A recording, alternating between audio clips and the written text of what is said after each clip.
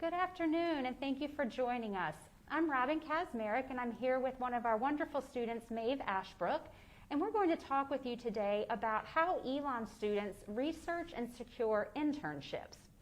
So we welcome your questions and encourage you to put those in the chat box, and we will do our best to get to as many of those as possible. So I'm going to start off by just talking to you a little bit about the Student Professional Development Center that is here on campus. It is a resource for all students, regardless of your major or year in school. And our main office is located in the Mosley Center, but we also have satellite offices in the Love School of Business and also in our School of Communications. We are open Monday through Friday from 8 a.m. to 5 p.m.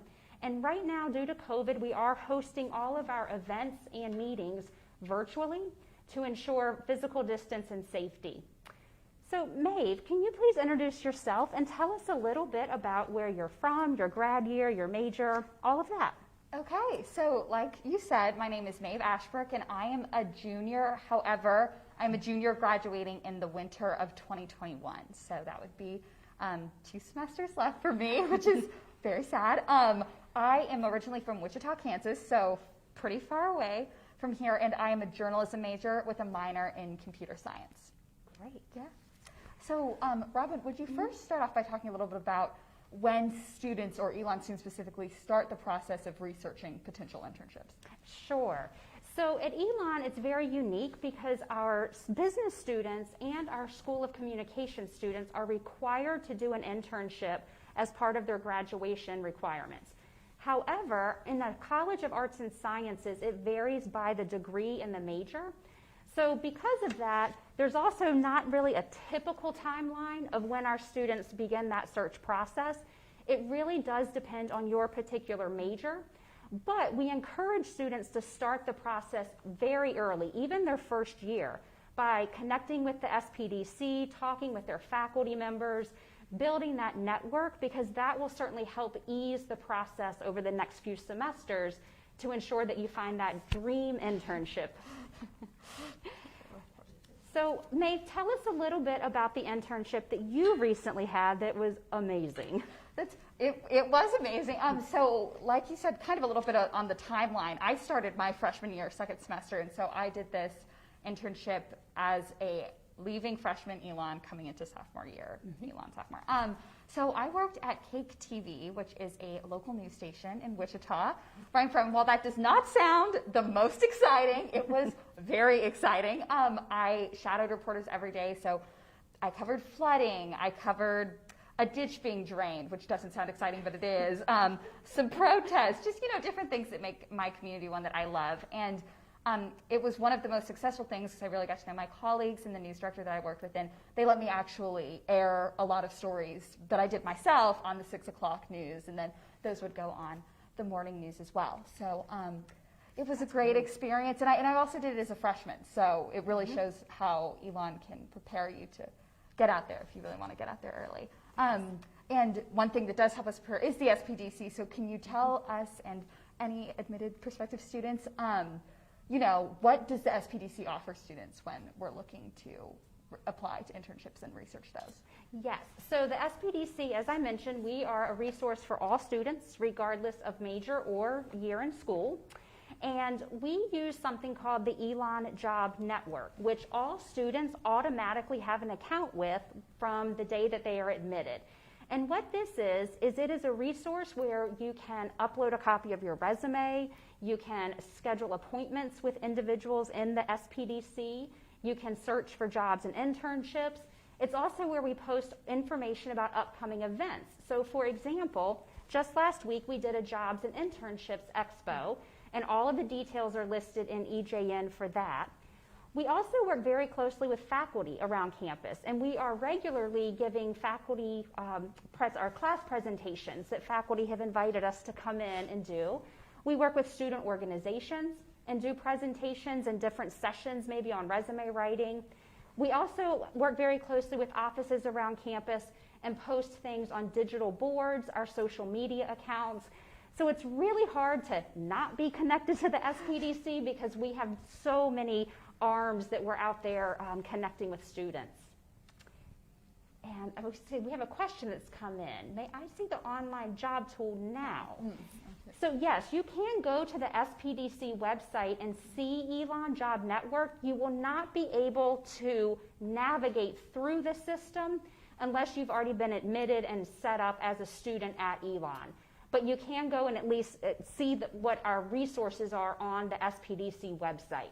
Because in addition to that, we also have tools about resume writing, cover letter writing.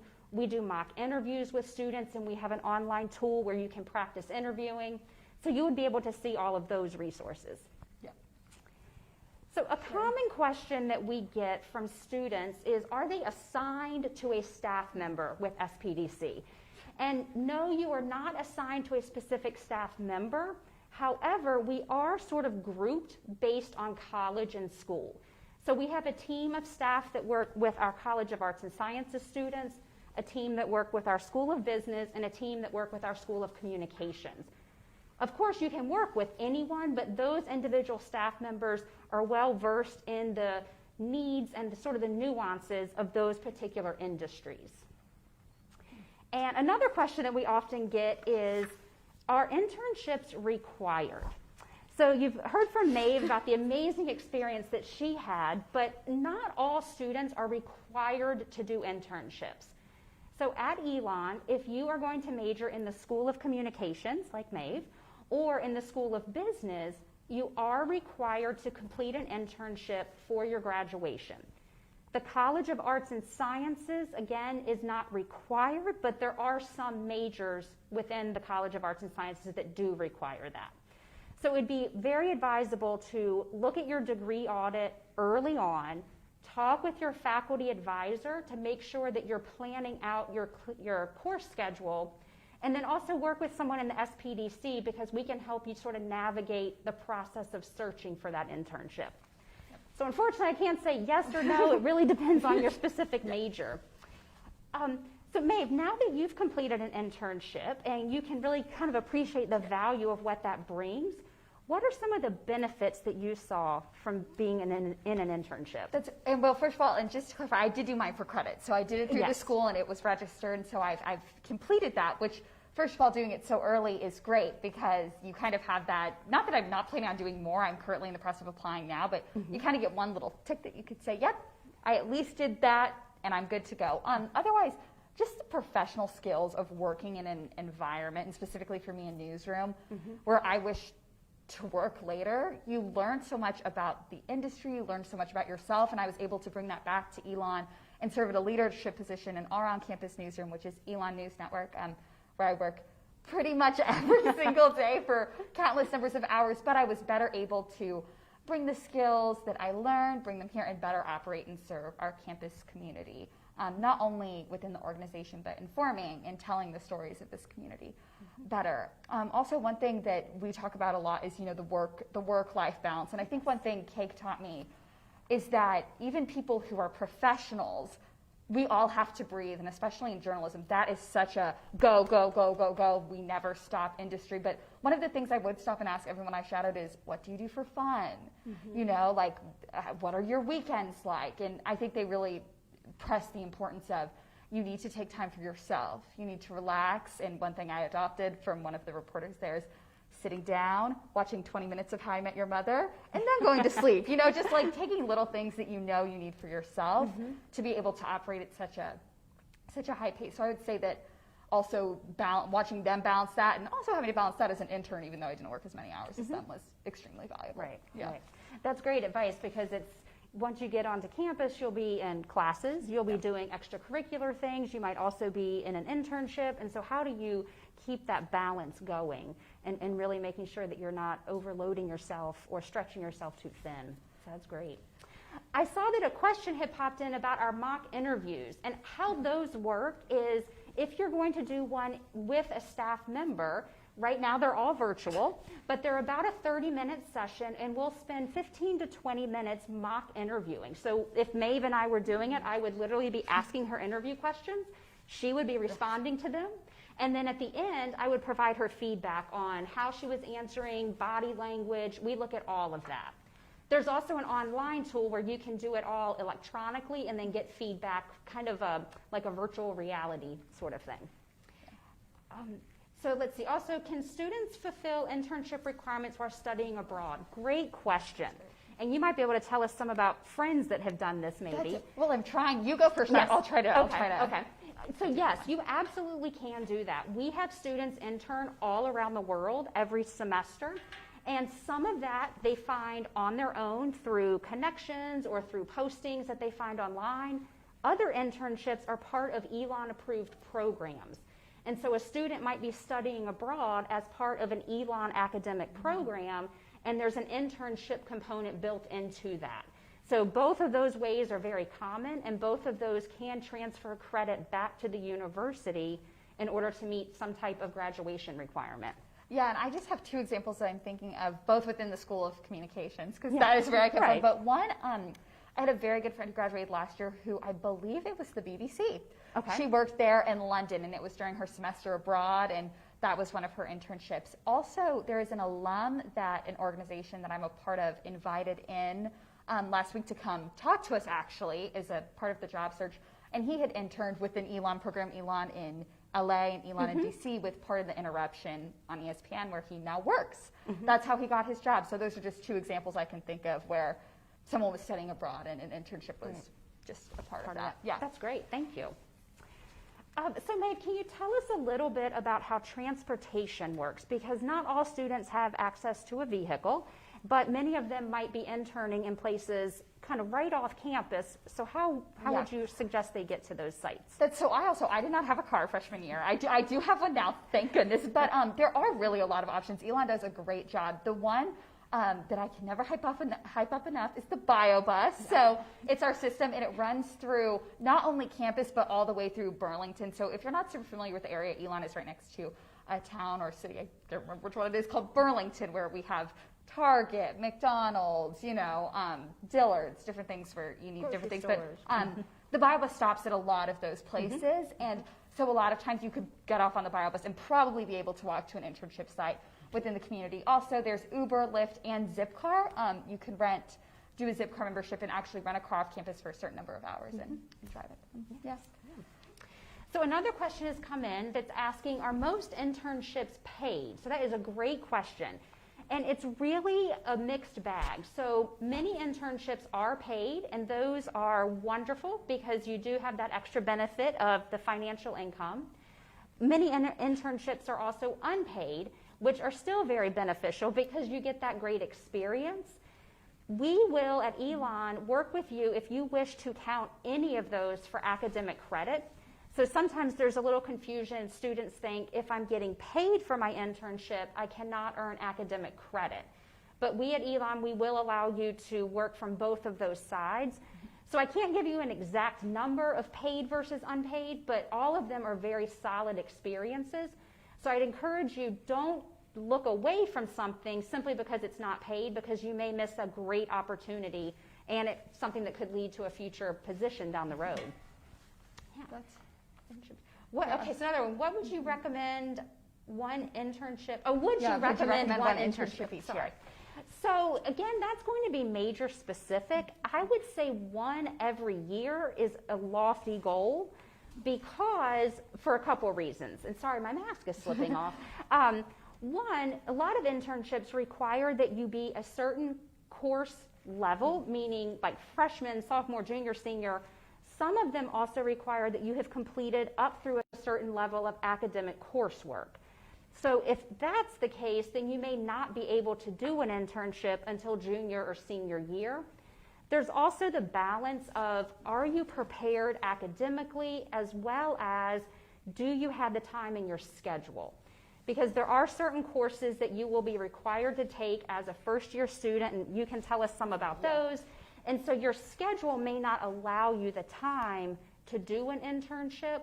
So I would say most likely you're not going to be doing one every year. Maybe 2 during your time here, but I would think 3 or 4 is going to be pretty lofty.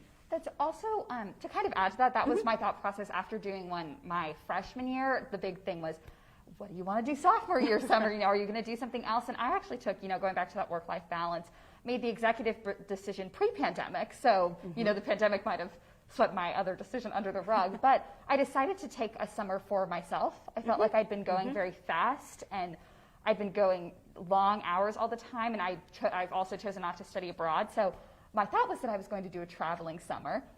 That did not end up working out, but just little things like that. You have to do what's best for you. So take the experiences and the classes you're getting and really think about where you are in your path. And I think if you really think deeply, you'll be able to answer that question when it comes to you. Yes, that's great. Good student perspective. So another question. Y'all have wonderful questions. Thank you, and please keep sending them in. So this question is, does the SPDC allow walk-ins or appointments only? We actually have both. So you can schedule an appointment with one of our career staff members, and you do that, again, through the Elon Job Network. We also offer walk-ins. What we do right now, they're all virtual, but it is all done Monday through Thursday from 10 a.m. to 4 p.m., and our staff, we rotate shifts during those hours. And so you can just drop in, whether that is virtual right now or hopefully very soon it will be in person. And those are about 10 to 15-minute appointments, so quick questions, a quick resume review. Maybe if you're getting ready to go off to a job interview and you just want to walk through a question or two, we can do that with you. So we offer both of those, knowing that student schedules vary, and so being able to have a scheduled appointment isn't possible at all times. So a little bit about where our students intern. That's always a question we get a lot of.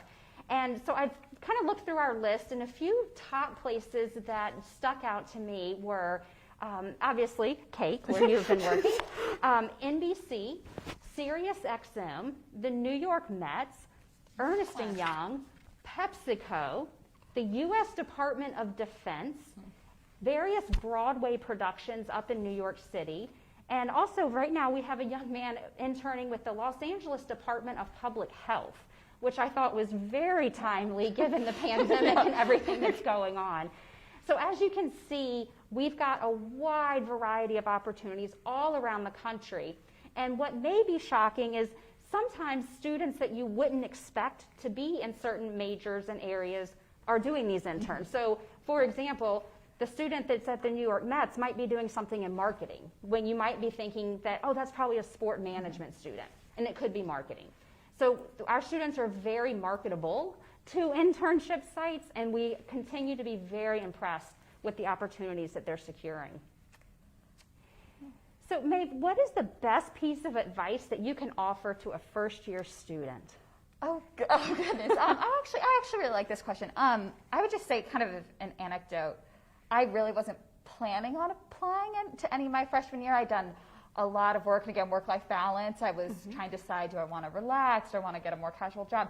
But it was my mother who pushed me. She said, just send an email to the 3 local stations and see if you get one back. And they were very informal applications. Just send an email, send your resume. And if I would have never taken the 10 minutes to send that email, I would have never gotten my internship. I would have never met the people that I met, had the experiences that I've experienced. And I really don't think I would be where I was today. And that is not an understatement. So I think my biggest advice would first of all to get involved. You don't want to go into an internship unprepared. So that would be my first thing. Don't go into something that you're not ready for. That could make you potentially extremely uncomfortable. But also, if you feel like you are prepared, reach out, because odds are that if you think you are, you definitely are. So I would say just send that email, reach out, see what you can do, and any experience is a good experience. Absolutely. So. And to play on to that, some of the ways that you can gain experience to sort of get that confidence that you were just talking about is consider volunteering at places or shadowing. All of that is exposing you to that particular industry. It's also helping you decide, is this a good fit for me or not? And it's okay if you say, this is great, I love it, or if you say, you know what, I dipped my toe in and it's not quite right for me. So all of those shadowing, volunteering, informational interviews with people, all of that will help you gain a broader perspective and then be able to prepare you even more for that internship. So another question is, does the SPDC proactively reach out to students each semester? And you might be able to tell us what you receive from us, but we definitely do. We are regularly emailing out information through EJN about upcoming events, information sessions. We have various newsletters that go out throughout the weeks and the months. As I had mentioned earlier, we have information on digital boards around campus. So I'm trying to think if there's other ways you've connected. I was just going to say, if you miss the SPDC, I would be very surprised. Yeah. Like and also the way that they're placed. I guess I've never really been to the business school, but the way they're placed is so accessible to students. You walk in the communications building, and there's the communications branch of the SPDC. So they're very accessible, very easzy to get in touch with, and you guys make sure to make it clear that you want us to reach out and that your doors are always open. So yeah, definitely on that front. So are we ready? Okay, so of course we've covered a lot in the last 20 minutes, I'm sure. It's been a lot of things, it's maybe hard to process, but if you're looking for more information, you can always look up the Student Professional Development Center on Elon's website. It's full of information and also contact information for Robin and all the others who work at the SPDC if you're looking to get in touch with specific departments. Yes. So thank you, Maeve. And thank you so much for joining us. And if you have any other questions, know that this information will be linked on the Elon Bound archive page, as well as posted on the admissions Instagram channel later this afternoon. So if you have questions about your deposit or anything specific to the admissions process, or if you need an accessible version of this live content, please don't hesitate to email admissions@elon.edu, and we will be happy to respond to you. So thank you again, and thank you, Maeve. Thank you.